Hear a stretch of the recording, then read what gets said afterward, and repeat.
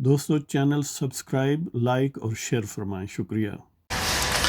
بسم اللہ الرحمن الرحیم، الحمد للہ رب العالمین، والصلاة والسلام علی خاتم النبیین، اما بعد۔ پاک ویوس محمد منشا، السلام علیکم، کیسے ہیں جناب؟ بات کرتے ہیں میاں محمد نواز شریف، ان کے کیسز۔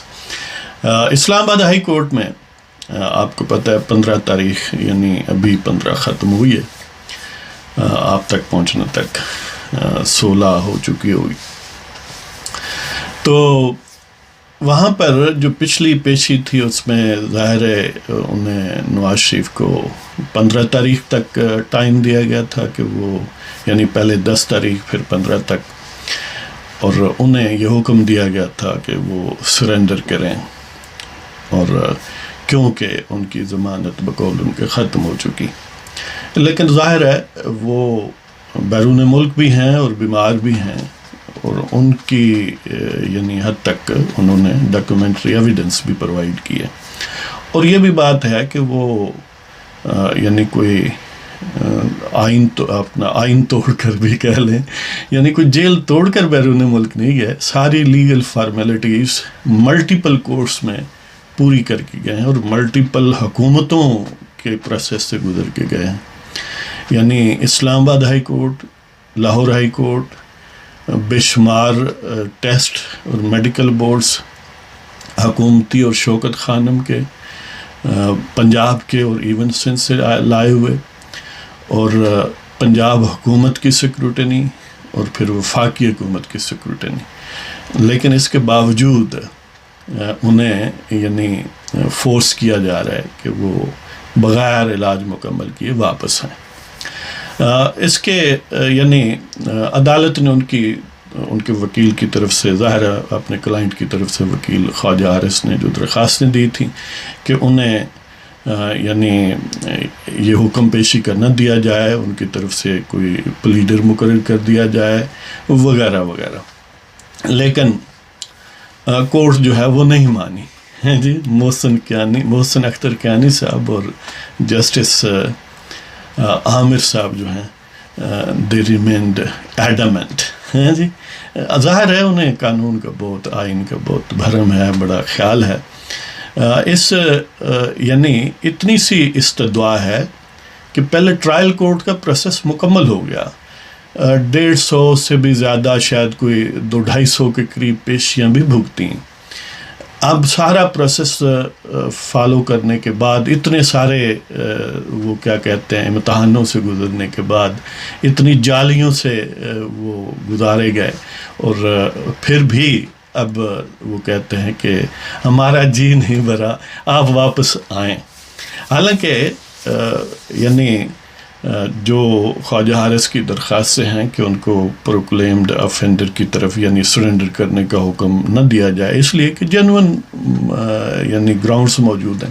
اب عدالت کہتی ہے کہ دیکھیں جی، آپ تو وہاں سے کہتے ہیں، یہاں پہ جو رپورٹس ہیں حکومت تو اس پر بھی شک کر رہی ہے، یہ کیانی صاحب شاید کہتے ہیں۔ اب بندہ پوچھے، ایک طرف ایویڈنس ہے، ڈاکیومنٹس ہیں، اور ایک طرف صرف شک ہے، ان کے نزدیک شک زیادہ وزنی ہے۔ اب شک کو کوئی ختم کر سکتا ہے؟ یعنی عجیب ہی قسم کی منطق ہے نا، کہ جج صاحب یہ کہتے ہیں کہ آپ کی ڈاکیومنٹس جو یہاں سے حکومت نے خود بنائی ہیں، یعنی نواز شریف نے نہیں بنائی، نہ نواز شریف کے وہ ڈاکٹر تھے، حکومت نے خود جو بھی ٹیسٹ کرائے، جو بھی ان کے بورڈز بنے، تو وہ کہتے ہیں وہ مشکوک ہیں۔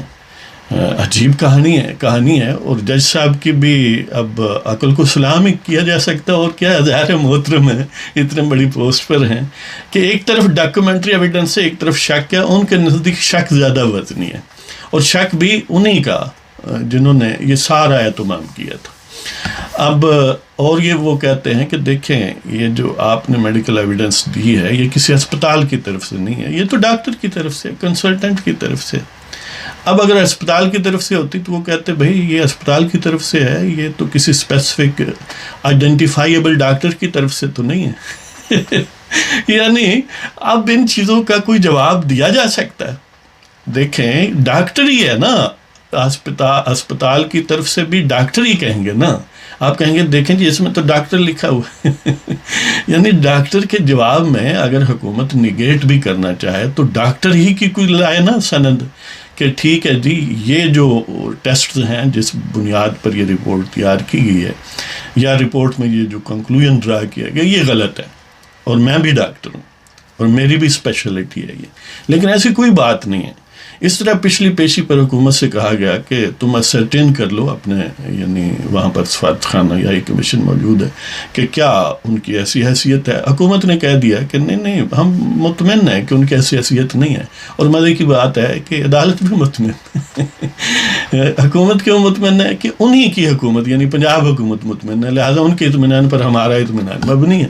اور پنجاب حکومت کیوں مطمئن ہے کہ وہ کہتے ہیں ہمیں اطمینان ہے. یعنی کابینہ، امیجن کریں کیا کابینہ ڈیسائیڈ کر سکتی ہے میڈیکل کیسز کو؟ یا تو یہ ہو پنجاب حکومت کے سامنے جب وہ پرووائڈ کی گئی ہیں، پنجاب حکومت میڈیکل بورڈ تشکیل دے جس سے وہ ساری چیزیں گزاری جائیں. میڈیکل بورڈ یہ کہے کہ یہ جو ڈاکومنٹس ہیں ان میں جن باتوں کا ذکر ہے اس کی بنیاد پر یہ بنتی نہیں ہے ضمانت نا، اس کو ایکسٹینڈ نہیں کیا جا سکتا. لیکن وہاں پر یعنی کوئی چوہان بیٹھا ہے کوئی جناب چیف منسٹر بزدار صاحب بیٹھے ہیں، وہ ایکسپرٹ اپینین ہے کہ ہم مطمئن نہیں ہیں یہ جو ڈاکومنٹس ہیں، یا دوسری طرف وہ مطمئن ہیں کہ نواز شریف غیر ضروری طور پر بیرون ملک ہے. یعنی یہ حالات ہیں ہماری عدلیہ کے. اور اب کیا کوئی کہے. دوسری طرف امیجن کریں کہ کلبھوشن یادیو ہے جس کے لیے نیا قانون بنایا جا سکتا ہے، یہی اسلام آباد ہے، ہائی کورٹ ہے، بار بار حکومت کو کہتی ہے کہ ایک دفعہ پھر جا کے اس کے پاؤں چاٹو، ایک دفعہ پھر کلبھوشن کی حکومت جو انڈین بھارتی حکومت اس کی منتن ترلے کرو. یعنی بار بار ان کو چانس دیا جاتا ہے. وہ کہتا ہے میں نہیں آتا، میں نہیں اپیل کرتا، میں آؤن نہیں کرتا. حکومت بھارت کہتی ہے ہم نہیں کسی کے وکیل کو مقرر کرتا. لیکن پھر بھی ان کی بلائیں لیتے ہیں. نہ صرف جج لیتے ہیں، حکومت لیتی ہے اور محب وطن پزا ساز لیتے ہیں. اسی طرح مشرف ہے، کون نہیں جانتا کہ اس نے آئین توڑا ہے؟ یہی جج جانتے نہیں ہے کہ ججوں پوری عدلیہ کو فارغ کیا گیا تھا. لیکن اب وہ کیا کہتے ہیں کہ جو سویا ہوا ہو اس کو تو جگایا جا سکتا ہے، جو جاگتا ہوا ہو اس کو نہیں یعنی جگایا جا سکتا جو پوز کر رہا ہو کہ میں سو رہا ہوں.